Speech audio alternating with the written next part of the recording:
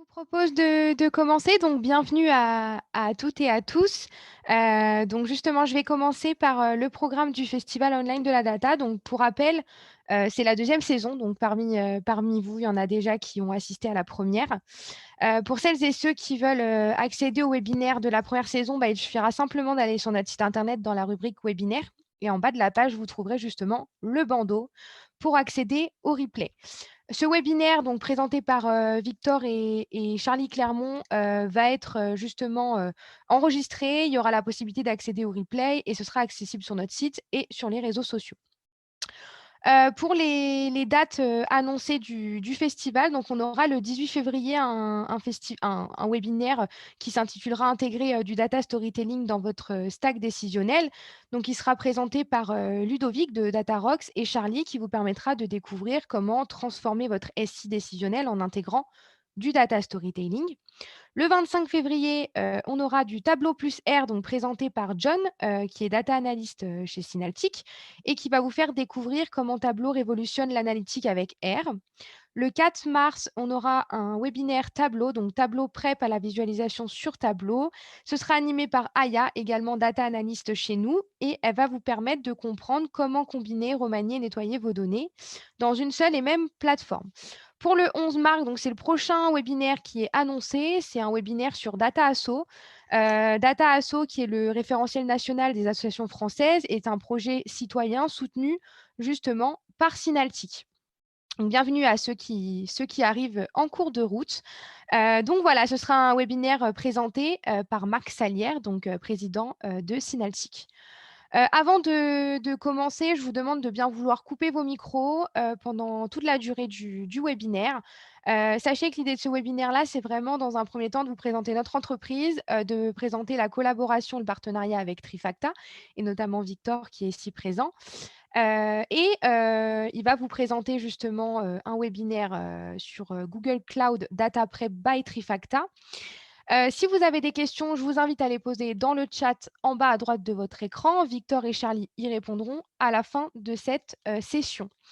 À présent, Victor, je vais te laisser passer les slides pour faire une petite introduction sur le webinaire et après, je vous présenterai Synaltic, notre partenariat. Ok, merci beaucoup Alexandra. Donc bonjour, Victor Coussenoble. Je suis responsable avant-vente, ingénieur solution chez Trifacta en Europe. Donc aujourd'hui avec Charlie qui va se présenter, nous allons vous présenter comment intégrer, nettoyer, préparer et manipuler ces données dans Google Cloud avec DataPrep. Donc quelques slides et après une petite démo. Je te passe la main Charlie pour te présenter. Charlie Clermont, CTO Synaltic. On va dire, j'ai fait un court passage dans le web et après, j'ai monté Altic puis Synaltic. J'aime toutes ces solutions, toutes les données, évidemment, avec la passion qui va avec. Et surtout, j'essaie de les promouvoir. Et Trifacta, c'est une solution qu'on apprécie énormément chez Synaltic. Et on a à cœur de faire connaître les avancées autour de cette solution. Ok, donc du coup, l'introduction, ça va être rapide. Quelques slides pour présenter pourquoi intégrer, nettoyer ces données, pourquoi et comment on a besoin de faire ça. Un petit peu de choses sur la qualité de données, et puis après une démonstration. Donc on va faire ça à deux avec Charlie. Donc je repasse la main à Synaltic pour vous présenter rapidement. Alors, je vais en parler de façon très courte puisqu'on le répète à chacun des webinaires et qu'on a l'accès en replay. Donc, Synaltic, en quelques mots, c'est un acteur innovant, un dénicheur de solutions, une équipe de collaborateurs engagés. Donc, quand je dis engagés, c'est des collaborateurs qui sont formés et certifiés et qui contribuent aux communautés d'utilisateurs. On est présent depuis plus de 15 ans, on est des spécialistes en data management et nous avons réalisé plus de 250 projets avec plus de 160 clients. Pour le partenariat justement avec Trifacta, donc je te laisse, voilà, super Victor. Donc c'est plus de 5 années de collaboration. Trifacta, c'est le pionnier de l'industrie et leader du marché mondial des technologies. Nous, l'objectif d'être avec Trifacta et d'être en partenariat, on soutient justement Trifacta pour sa plateforme de préparation de données, notamment pour les métiers et les spécialistes de la donnée. Et notre volonté, c'est vraiment d'accompagner nos clients dans leurs besoins d'exploitation et de gros volumes de données à des fins d'analyse. Donc voilà, Trifacta a vraiment la possibilité de mettre en place un software qui aide les individus et les organisations à explorer, transformer et rassembler l'intégralité des données. Donc voilà, je vais laisser la main maintenant à Victor et Charlie pour vous présenter le webinaire. Merci à tous. Donc Charlie. Donc ouais, du coup, j'aime bien cette phrase du CPO de Looker qui avait sorti comme ça que les nerds avaient gagné, mais en tout cas qui restait en tout cas beaucoup de travail à réaliser. Ici, il faisait allusion au fait que c'est pas parce que du coup on arrivait effectivement à aller vers des choses comme le fait qu'on soit de plus en plus dans une logique du as code, c'est-à-dire que Looker prévoit un modèle de données qui se déploie sur un modèle descriptif. Et du coup, on considère que c'est plus les techniciens qui vont effectivement capter, savoir déployer ce genre de choses. Et l'autre partie, c'est les métiers. Donc, on a encore beaucoup de travail à faire pour comment dirais-je, arriver à avoir les métiers, ou en tout cas à intéresser et proposer des solutions métiers qui soient très accessibles. Et la comparaison qu'on aura certainement souvent, ça sera Excel. Et c'est sûr que voilà, l'idée, c'est arriver à être dans cette chaîne de la donnée où on arrive finalement à faire collaborer tout le monde. Et justement, Victor, tu peux avancer. Donc voilà, là, ce qui va nous intéresser ici, désormais, dans cette appropriation de la donnée, c'est qu'on comprend bien qu'on a la problématique de l'inclusivité. Il faut vraiment que notre plateforme de données, elle puisse s'adresser à l'ensemble des utilisateurs qu'on va retrouver dans les organisations, du data ingénieur qui va amener la donnée jusqu'à la personne, l'utilisateur final, que va être un utilisateur métier qui va pouvoir réaliser par exemple des études, en passant par les analystes, les data scientists. Et il faut qu'on arrive à faire collaborer tous ces gens. Et c'est justement cette problématique-là qu'on voulait vous présenter aujourd'hui avec la partie data préparation qu'on estime pouvoir être mis entre des mains un peu averties, certes, mais en tout cas plus proche du métier que ne l'est un ETL. Et se pose donc la question de est-ce qu'il ne faudrait pas moderniser nos ETL? Est-ce qu'il ne faudrait pas prendre en compte justement les autres utilisateurs et non pas des outils qui soient spécifiquement dédiés aux experts de la donnée que sont les ingénieurs de données, parce que c'est comme ça qu'on les nomme maintenant. Donc voilà, et il ne faudra surtout pas oublier donc dans cette approche la notion de la qualité, puisque maintenant on souhaite suivre cette qualité de données de façon continue. Et on a même adopté un principe là-dessus qui est le Data Ops. Et on parle aussi d'observabilité de la donnée. Donc voilà, c'est autant de points qui invitent on va dire les organisations aujourd'hui à s'intéresser à la modernisation de leur architecture de données. Et on pense, et c'est pour ça que je suis très content de partager aujourd'hui ce webinaire avec Victor et Trifacta. On pense que Trifacta est une brique essentielle pour aider effectivement à cette appropriation de la donnée par le plus grand nombre. Et forcément le cloud, donc c'est pour ça qu'on a choisi de vous faire une présentation où Trifacta est inscrite dans l'écosystème à la fois Google, à la fois AWS, Azure aussi, donc les grandes plateformes. Hein, et on a choisi effectivement de vous faire une présentation autour de la prise en main de vos données, mais avec Google. Vas-y Victor, tu peux continuer. Ok, donc du coup, moi, je vais rentrer dans le vif du sujet. Donc, rapidement, encore une fois, avant de nous présenter Cloud Data Prep, comment ça marche et pourquoi, etc. Oui, on peut utiliser du code, des scripts pour intégrer, nettoyer ces données, transformer, etc. Mais encore une fois, il va falloir quoi? Il va falloir des connaissances techniques, il faut connaître du R, du Python, du Spark. Dans Google Cloud, il faut faire des jobs data flow. Donc voilà, c'est pas si simple. Ensuite, quand on fait toutes ces choses-là pour nettoyer ces données, les transformer, on ne voit pas forcément les données. Donc, on fait des choses, mais on ne sait pas si, en temps réel si ce qu'on fait, c'est vraiment avec le résultat que l'on veut. On ne voit pas la qualité des données qu'on manipule. On ne voit pas si ce qu'on fait, ça entraîne ou pas d'autres problèmes sur les données. Donc, ça peut avoir des problèmes. En termes de performance de gros volume, peut-être que ce qu'on fait, ça marche sur un laptop, sur mon petit fichier CSV, sur mon poste. Mais quand je déploie ça à grande échelle, sur une grosse table, des gros fichiers tous les jours, ça peut poser des problèmes. Industrialiser, Ok, maintenir son code, mettre ça en opération, faire tourner ça toutes les nuits, etc. Toute la gouvernance, le partage, enfin voilà, tout ça sont des sujets et qui sont importants et vous allez voir que ça peut être assez facilement résolu avec des choses comme data prep. Pareil, hein, aujourd'hui on dit qu'on passe beaucoup de temps avant de faire l'analyse, on passe 80% du temps à explorer, nettoyer, préparer la donnée et c'est ce qu'on va faire. Donc en 2 mots, hein, Cloud Data Prep, je vais réussir à vous faire une petite démo. Je pense, en gros, Cloud Data Prep, vous allez voir, c'est une solution Trifacta qui est intégrée dans Google Cloud. Hein. C'est un service Google Cloud qui s'appelle Data Prep, qui va permettre, à partir de vos données sources, des fichiers bruts, des bases de données, des fichiers Excel, des Google Spreadsheet, etc., de découvrir, nettoyer, structurer, enrichir, transformer, manipuler vos données à des fins d'analyse. Donc là, on a beaucoup de use cases. On a pas mal de use cases dans tout ce qui est ce qu'on appelle le data onboarding, tout ce qui est le risque, la fraude, faire de la BI, du reporting, du machine learning, etc. Okay. Dès que l'on veut analyser la donnée, en général, il faut la découvrir, structurer, nettoyer, etc. Et tout ça, Charlie l'a dit, il faut que ça soit à la fois accessible à des data engineers, des data scientists, mais aussi à des data analysts ou à des business analysts qui connaissent au moins Excel pour faire tout ça. Donc, les bénéfices, hein, vous le verrez, mais l'intérêt de Cloud Data Prep, hein, de Trifacta dans Google Cloud, c'est simple, c'est du serverless, ce qu'on appelle du serverless, hein, c'est intégré à Google Cloud, rien à installer, rien à déployer, rien à installer encore une fois, donc c'est vraiment, on clique sur un bouton directement, on est dans l'environnement. Vous allez le voir facilement, on va explorer la donnée. C'est bien beau de la nettoyer, la préparer, mais on va voir la donnée, on va voir le profil de la donnée, on va voir la qualité, on va voir vraiment ce qui se passe. Et puis, rapidement, avec un langage simple ou juste avec des clics, on va préparer, nettoyer la donnée comme si on était dans un Excel ou dans un outil super simple. C'est vraiment les bénéfices de Cloud Data Prep.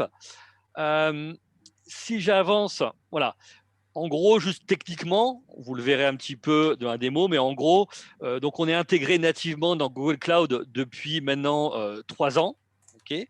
On va pouvoir, donc ce service Cloud Data Prep va pouvoir lire et écrire des données dans BigQuery, dans ce qu'on appelle GCS, Cloud Storage, hein, dans les buckets. On va pouvoir lire et écrire des fichiers. On va pouvoir attaquer aussi, lire des Google Spreadsheets. On va pouvoir aussi lire du Salesforce, des bases de données. Donc, tout ça va pouvoir être manipulé dans Cloud Data Prep.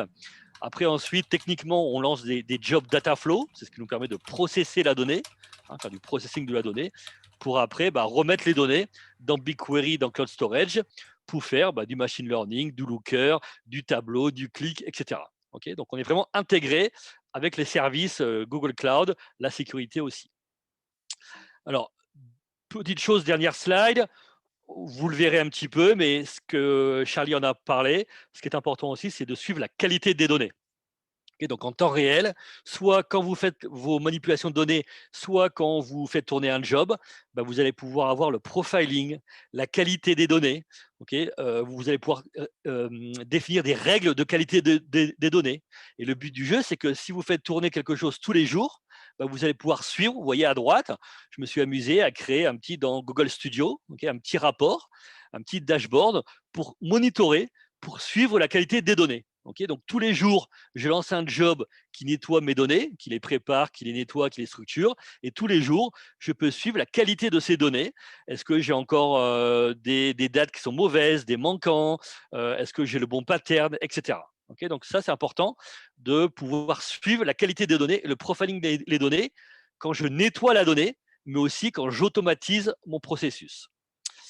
Alors juste ça, mais vous le verrez, on vous enverra les slides. Hein. C'est un petit témoignage de HomeServe, qui est un de mes clients français, qui s'appuie sur Google Cloud et sur Google Data Prep, sur Cloud Data Prep, pour au début les data engineers, pour que les data engineers puissent faire plus de choses, mais aussi pour donner plus d'autonomie aux data analysts. Okay, le but du jeu, c'est à partir de données dans Google Analytics, dans BigQuery, etc. Donc, ils font des migrations de données, ils prennent des données depuis Salesforce, etc., qui vont mettre dans un BigQuery, mais ils vont aussi donner la main aux business analysts qui, eux, vont pouvoir être autonomes pour faire tout ça. Donc, on a encore un petit peu de temps. Hein, donc, voilà, donc le but du jeu, on va passer à une démonstration. Donc, une démonstration rapide. Encore une fois, je vous invite aussi par vous-même à tester, à essayer sans souci. Donc, voilà l'interface web. Là, je suis dans Cloud Data Prep. Donc, par exemple, rapidement, je vais aller dans un flow ici. de démonstration dans lequel j'ai des données. Alors ici, je vais aller dans celui-là. Voilà, le principe, l'utilisateur, il va pouvoir attaquer quoi? Soit il va pouvoir uploader, j'ai des fichiers en local, j'ai mes fichiers Excel, mes fichiers de log, etc. J'ai mes fichiers qui sont déjà stockés dans Google Cloud. Donc là, je vais naviguer dans ce qu'on appelle des buckets Google Cloud, pour directement attaquer mes données. Ou alors, je peux aller dans des Google Spreadsheet. Je peux aller aussi dans BigQuery, attaquer les tables avec une requête ou directement attaquer des bases. Donc, je me connecte à mes données. Et une fois que je me suis connecté à mes données, qu'est-ce que je vais faire? Je vais directement créer ce qu'on appelle des recettes de transformation. Et l'intérêt de ces recettes, c'est que quand je crée ces recettes, je vais voir la donnée. Donc voilà, ici, j'ouvre. J'ai créé une recette que j'ouvre, que j'édite. Et là, DataPrep va charger les données en mémoire dans le navigateur. Alors, soit c'est toutes les données, soit c'est un échantillon. D'accord? Donc là, vous allez voir que automatiquement, DataPrep va vous donner des indications sur les données. C'est quoi le type? C'est quoi la qualité? La distribution? Est-ce que j'ai des manquants? Est-ce que j'ai des valeurs qui ne sont pas bonnes? Etc. Donc, automatiquement, on fait du profiling. Dans tous les cas, je vais pouvoir rapidement, pourquoi pas, vous voyez, faire plein d'opérations sur ces données, filtrer, remplacer, calculer, etc. Avoir plus de détails. Vous voyez ici, directement, sur la colonne temps, j'ai les outliers, les manquants, les mismatchs, l'histogramme, le nombre de lignes par jour de la semaine, par jour du mois, etc. Et quand je vais commencer à nettoyer, je vais faire ça simplement et visuellement. Si je clique ici sur cette barre, je dis tiens, moi, tout ce qui est error timeout, je veux les enlever. Je clique sur delete, je vais ajouter cette étape à ma recette. Et automatiquement, je recalcule mes statistiques. Donc c'est vraiment très interactif. Par exemple ici, juste en 2 minutes, si ici j'ai des manquants, je crois que j'ai une colonne où j'ai des manquants. Donc, vous imaginez toutes les fonctionnalités que je ne vais pas pouvoir vous montrer aujourd'hui. Mais ici, je clique sur les noirs. Trifacta me surligne, DataPrep me surligne l'endroit où j'ai des lignes, où j'ai des OSID qui sont manquants. Et puis, DataPrep me suggère des choses. Qu'est-ce que vous voulez faire? Vous, ici, vous voulez remplacer tout ce qui est manquant par quelque chose. DataPrep vous propose par NA, mais non, vous voulez faire ça par autre chose. Vous voulez dire, non, moi, je veux remplacer ça par manquant. Donc, vous voyez, en temps réel, vous avez les résultats. Rien, manquant, tout est vert. OK. J'ai commencé à nettoyer ma donnée. Donc ça, c'est super pratique pour faire des choses. Alors évidemment, on va pouvoir faire tout ce qui est remplacer les manquants par les moyennes mobiles, les moyennes, faire des extractions, faire des splits, des merges, tout ce qui est les groupes by ou les pivots and pivots, comme dans Excel. Passer de ligne à colonne ou de colonne à ligne.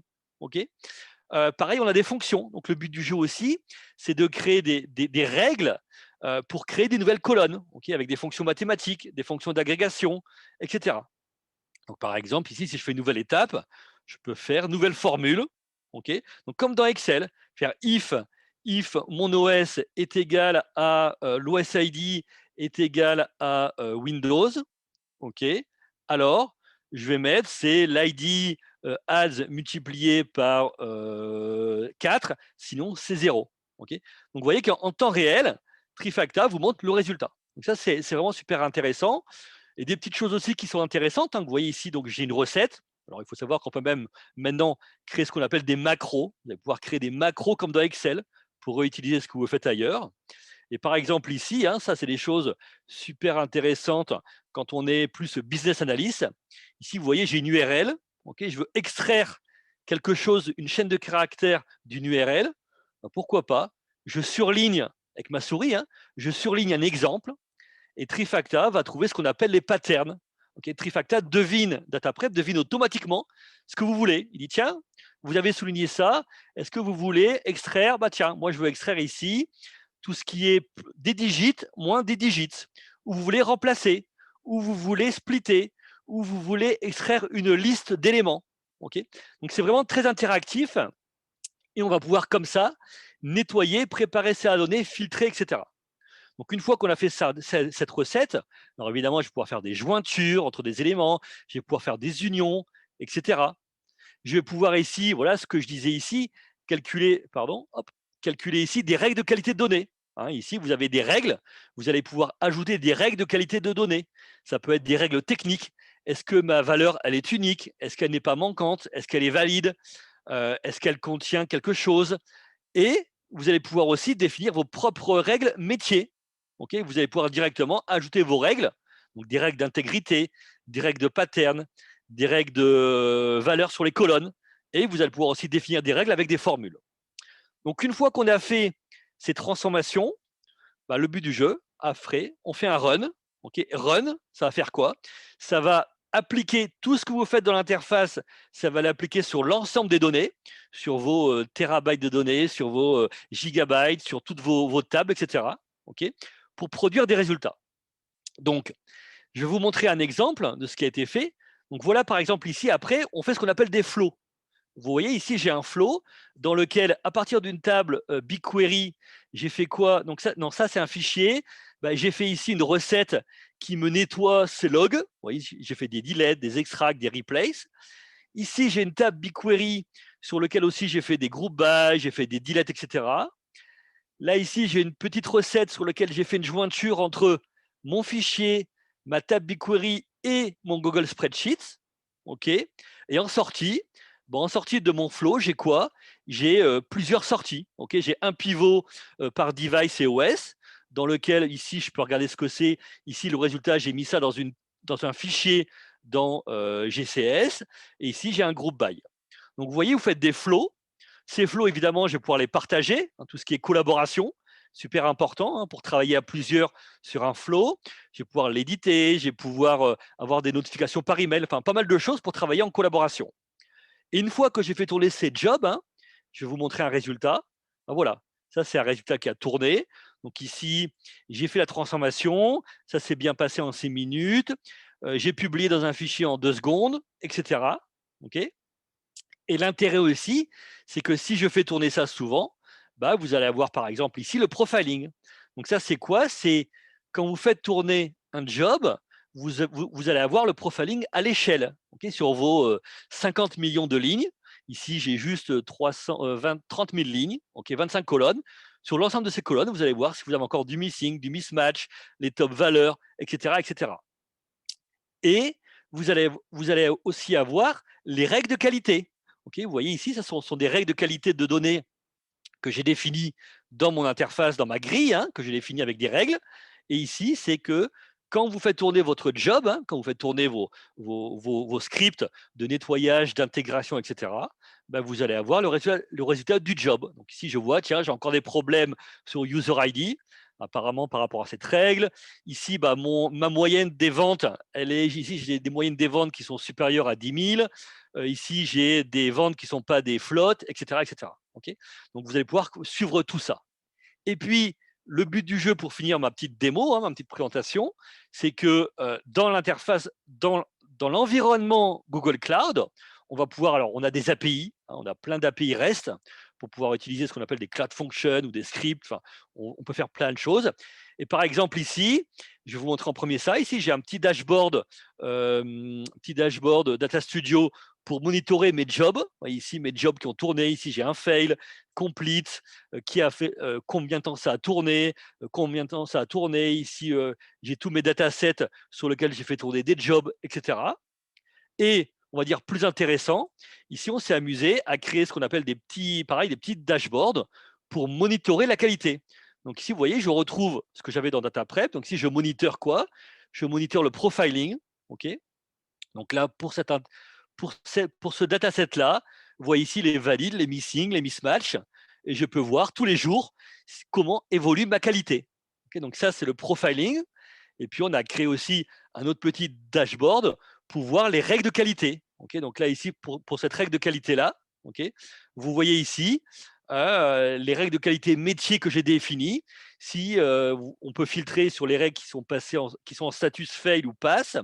Ici, j'ai des règles de type différents, on va dire. Et puis ici, l'évolution. Ici, j'ai créé un score de qualité.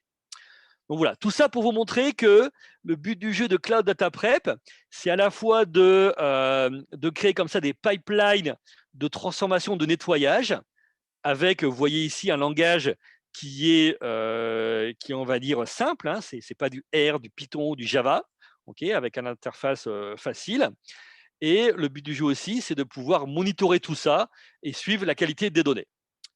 Donc voilà, j'en ai fini. J'ai été rapide parce qu'on n'avait pas beaucoup de temps, mais le but du jeu, c'est de vous donner un petit avant-goût de Data Prep, sachant que Data Prep, et vous pouvez l'essayer, vous pouvez le tester. Hein. Vous voyez ici, c'est l'adresse.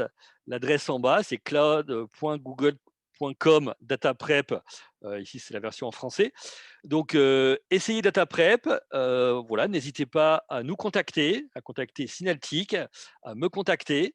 Vous aurez nos emails pour essayer, pour tester. Donc voilà, dans un environnement Google Cloud, DataPrep, c'est super intéressant, super puissant pour préparer, nettoyer ces données. Voilà, j'en ai fini. Charlie, je ne sais pas si tu veux ajouter quelque chose. Oui, je ferai comme toi, Victor. J'inviterai tout le monde à essayer DataPrep, enfin Trifacta, au travers de Google DataPrep. Je pense que c'est une très bonne manière enfin, de se rendre compte de comment est-ce que la solution peut répondre à un peu tout le monde dans l'organisation, à la fois ceux qui vont pouvoir créer les recettes, comme tu dis, et qui seront certainement du métier. Hein. Je pense que beaucoup de gens du métier maintenant ont du recul pour pouvoir manipuler ce type de solution et créer leurs recettes, et justement compter sur les data ingénieurs pour justement enchaîner en fait les différentes préparations qui sont nécessaires, voire effectivement inciter les data ingénieurs à considérer des outils de data prep comme Trifacta et Google Data Prep pour effectivement enfin, construire leur pipeline de données. Et au final, comme tu l'as dit, ce qui est quand même génial avec la solution aujourd'hui, c'est vraiment toute cette consolidation en fait, des données récupérées justement enfin, sur l'exécution et des traitements, et suivre cette qualité de données au fur et à mesure, et pouvoir prendre des décisions beaucoup plus fiables puisqu'on sait quelle est cette qualité de données. Donc voilà, c'est vraiment super intéressant cette approche puisque ça nous permet effectivement enfin, d'avoir des projets qui vont un peu au-delà du simple fait de traiter, transformer la donnée ou la mettre à disposition un outil d'appropriation de la donnée, transformation de la donnée au métier. Là, on est vraiment dans le fait de pousser en fait, cette collaboration entre l'ensemble des acteurs de la chaîne de la valeur de la donnée. Donc, merci Merci. beaucoup. Donc, les prochaines sessions, je ne sais pas Merci. si… Ouais, alors attends, parce Il y a qu'il une petite ouais, question. Ah, il y a une Oui. question, autant pour moi, ouais. il y a une question. Donc, il y a une question. Quelle est la différence entre Data Prep et Talent Cloud? Donc, bonne question. Alors, moi, je ne suis pas expert Talent Cloud, mais Data Prep, il faut savoir que c'est un service intégré dans Google Cloud. Donc, il n'y a rien, encore une fois, à déployer, à installer. Il n'y a pas de connecteur à faire. Par exemple, Data Prep va prendre en compte toute la sécurité, les permissions des users définies dans Google Cloud. Okay, donc, depuis la console Google Cloud, vous activez Data Prep et automatiquement, vous récupérez les droits des users. Donc, vous activez Data Prep sur un projet Google Cloud. Et après, suivant qui vous allez être dans Google Cloud, dans votre compte Google Cloud, vous allez pouvoir directement lire ou écrire des données dans BigQuery, dans GCS, etc. Donc, on est vraiment on n'est pas dans une solution externe. Hein. Data Prep, ça ne fonctionne qu'avec des services Google. Okay, il n'y a pas de choses à l'extérieur. Il n'y a pas de données qui sortent aussi. Hein. Tout reste dans vos projets, dans votre région. Il n'y a aucune donnée qui est transférée, qui bouge ailleurs.